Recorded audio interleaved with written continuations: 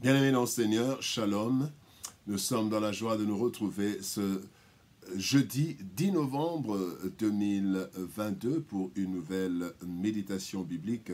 Et nous vous saluons au nom de notre Seigneur et Sauveur Jésus-Christ. Nous allons lire un texte dans la lettre de Pierre, la première lettre de Pierre, chapitre 4, versets 7 et 8. 1 Pierre 4, 7 et 8, nous lisons dans la version Louis II. La fin de toutes choses est proche. Soyez donc sages et sobres pour vaquer à la prière. Avant tout, ayez les uns pour les autres une ardente charité, un amour ardent. Car la charité, l'amour, couvre une multitude de péchés. Ayez tout et avant tout, ayez les uns pour les autres un ardent amour, car la charité ou l'amour couvre une multitude de péchés. Avant tout, aimer. Avant tout, aimer. Tel est le thème de notre méditation de ce jeudi 10 novembre 2022. Bien-aimés, la fin de toute chose est une réalité imminente. Le jugement de l'humanité et le tribunal des chrétiens marqueront le début d'une éternité irréversible. Étant donné que notre sort dépend de notre comportement pendant que nous sommes dans ce corps et que la fin de la vie de chacun de nous est inconnue, la date de la fin de notre vie, nous devons donc appliquer la sagesse afin de ne pas passer notre éternité dans les pleurs et les grincements de dents, comme le Christ en parle dans Matthieu 13, 42. Le texte du jour qui nous interpelle nous montre la voie par excellence pour être sauvé de la destruction et aussi sauver plusieurs vies. Cette voie divine est celle de l'amour, un amour ardent. Voyons comment un amour ardent peut nous sauver. Parlons d'abord de la fin. La fin est proche. Matthieu 25, verset 13 nous dit « Veillez donc puisque vous ne savez ni le jour ni l'heure. » Depuis le péché d'Éden, bien-aimés, Dieu a résolu de détruire un jour la création, sa création, pour créer une autre, sans corruption. Ésaïe 65, 17 nous dit « Car je vais créer de nouveaux cieux et une nouvelle terre. On ne se rappellera plus les choses passées. Elles ne reviendront plus à l'esprit. » Et dans 2 Pierre chapitre 3, verset 13, nous sommes dans le Nouveau Testament, il est dit « Mais nous attendons, selon sa promesse, de nouveaux cieux et une nouvelle terre où la justice habitera. » Bien-aimés dans le Seigneur, cette fin est proche mais indéterminée. En plus, la fin de chaque individu est une certitude. Et ce sera la fin en attendant la fin, qui sera marquée par le jugement. Hébreux chapitre 9, verset 27 nous dit « Et comme il est réservé aux hommes de mourir une seule fois, après quoi vient le jugement. » Quand nous mourrons, bien-aimés, c'est déjà notre fin, nous attendons maintenant la fin de toutes choses. Et ce jugement de la fin se basera sur la vie ici, sur cette terre et dans ce corps. Quand nous mourrons, eh bien, le compteur est mis à zéro, le compteur est arrêté, et maintenant, c'est ce que nous aurons fait sur cette terre qui sera pris en compte dans le jugement. Il nous faut donc nous conduire avec sagesse et sobriété pour ne pas le regretter amèrement durant l'éternité. Nous devons avoir toujours à l'esprit que nos actes nous récompenseront ou nous condamnerons. Le deuxième point que nous voulons voir, nous voulons parler de l'amour. Avant tout, l'amour, ou avant tout, aimer. 1 Corinthiens 13, verset 13 nous dit « Maintenant donc, ces trois choses demeurent, la foi, l'espérance et l'amour. Mais la plus grande de ces choses, c'est l'amour. » Bien-aimés dans le Seigneur, nos actes nous condamneront ou nous récompenserons, comme nous venons de le dire plus haut. Et pour éviter tout acte susceptible de nous condamner, nous devons placer l'amour avant tout. Voici les bienfaits, quelques bienfaits du fait de placer l'amour avant tout. Il y a d'abord le fait que nous ferons tout selon le commandement et la volonté de Dieu.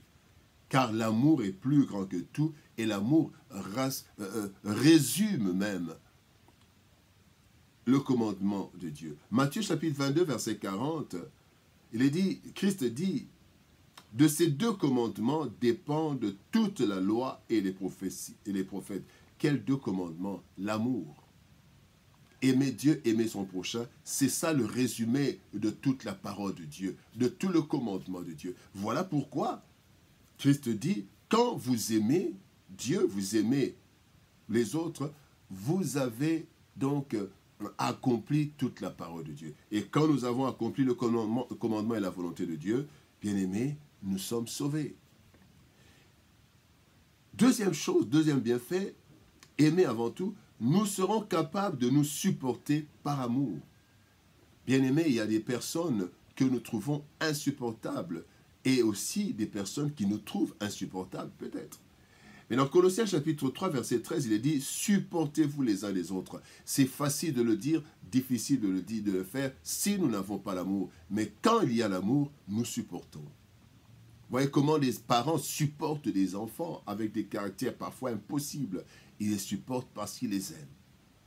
Troisième bienfait, nous pourrons alors, si nous aimons, nous pourrons couvrir les péchés les uns des autres sans nous exposer. Dans Colossiens chapitre 3, toujours verset 13, dans Colossiens chapitre 3, verset 13b, il est dit « Pardonnez-vous réciproquement, de même que Christ vous a pardonné, pardonnez-vous aussi. » Bien-aimés dans le Seigneur, lorsque tous nos faits et gestes sont précédés de la manifestation du sentiment d'amour, nous éviterons au maximum des actes qui nous condamneront à la fin de toute chose, devant le tribunal ou devant le jugement, le jugement. Et nous sauverons aussi les autres. Troisième point, nous allons parler maintenant de « Aimons-nous ardemment ».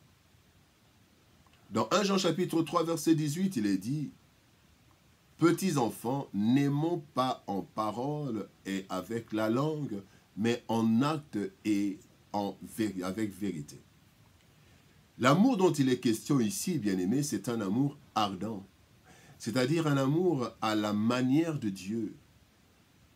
Le terme ardent doit être compris comme, nous prenons 4 termes, je l'explique, un amour étendu. Donc un amour qui n'est pas limité à nos affinités, à nos appartenances. Amour étendu. Un amour déterminé. C'est un amour qui ne s'éteint pas malgré les vents et les tempêtes. Ce n'est pas pour un oui ou pour un non que nous abandonnons une amitié, nous rejetons une personne, mais nous sommes déterminés à aimer et à continuer à aimer. Cet amour ardent, c'est un amour sérieux. Un amour sans hypocrisie, mais un amour concret et réel. Comme il est dit, nous avons lu dans 1 Jean 3, n'aimons pas en parole. Si nous aimons seulement en parole, pas réellement, pas concrètement, ce n'est pas sérieux. Un amour sérieux. Un amour ardent veut dire aussi un amour assidu. Un amour que l'on entretient régulièrement. Parce qu'on veut que cet amour continue. Cet amour ardent, bien-aimé, n'est possible qu'avec la grâce et le soutien du Saint-Esprit qui seul peut déverser un tel amour.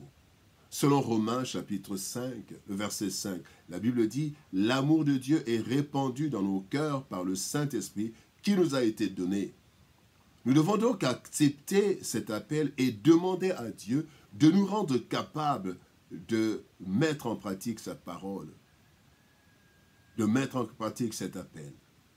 Avant tout, aimer. Nous avons plusieurs choses à faire, bien-aimés, dans ce monde, mais le temps est très court. Nous devons donc agir avec sagesse, car la fin est proche, mais personne n'en connaît la date. Agissons donc de façon conséquente, mais avant tout, nous devons nous aimer les uns les autres d'un amour ardent, ce qui nous permettra de marcher ensemble malgré nos divergences et travailler en harmonie pour notre salut. Prions. Éternel Père de gloire, nous venons à toi, Seigneur. Nous venons te recommander nos cœurs afin que tu y déverses ton amour, un amour ardent. Car la fin est proche, Éternel Dieu de gloire.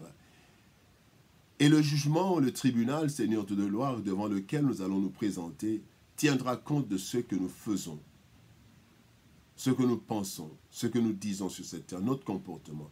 Voilà pourquoi, Père, je viens te prier pour mon frère et ma sœur, pour moi. Je te prie, Seigneur, afin que nous puissions aimer ardemment. Si tous nos faits et gestes, Seigneur, ô Dieu de gloire, sont précédés d'un sentiment, d'une décision d'amour, nous allons éviter tout ce qui peut nous condamner, tout ce qui peut nous faire du mal. Voilà pourquoi, Seigneur, ô Dieu, je te prie de nous aider à aimer comme toi tu nous as aimés. C'est dans le précieux puissant nom de Jésus-Christ que nous avons ainsi prié, Père. Amen. Que Dieu nous bénisse. Shalom, au revoir et à demain.